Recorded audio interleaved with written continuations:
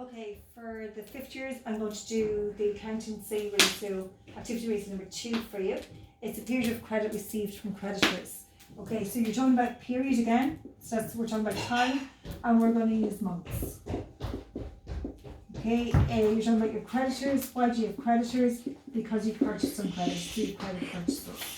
So the formula here is going to be your creditors all over credit purchases. We want it in time, so it's 12 over 1. Now that's very, very simple, but what you normally are going to have to do is use another ratio, and they're going to ask you to probably look for your cash purchases. So just remember, total purchases equals cash plus credit, and you're going to be working backwards to get this answer. So I'm going to base this on, we're going to have a look at 2018, question 5A, part 1. And in the question it says, calculate the cash purchases, and that's what I said. That's usually what they're going to get you to look for. You can't use this ratio to work with this ratio first. And they said the answer to this ratio is 2.5 months. So let's look at that. 2.5 is equal to, your creditors are 80. You don't know what your credit purchases are, so I'm going to call them X, multiplied by 12 over 1. So that's 2.5 is equal to, so 80 is 960,000 over X. And again, you do your maths here. So 2.5x is equal to 960,000. X is equal to 384,000. Now remember what X represents. X represents my credit. So my total purchases, you know that purchases is equal to cash plus credit. We have just worked out that the credit part is 384. Now you should be able to get this figure from your trial balance, or even not your trial balance, or your trading account.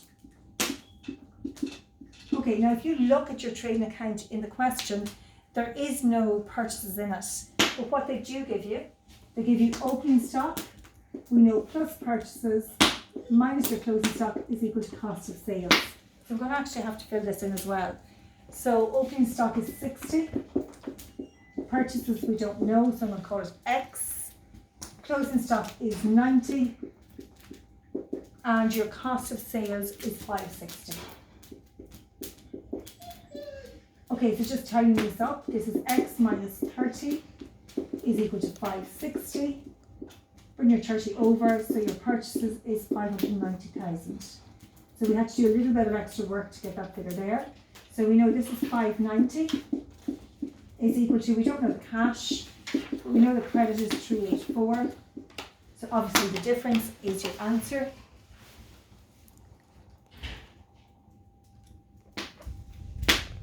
So 206. Now remember, you're doing ratios, your sign is equal to your cash purchases. Now this particular one can get you quite a lot of marks in the exam. It can be 10 to 12%. So let's go through it again.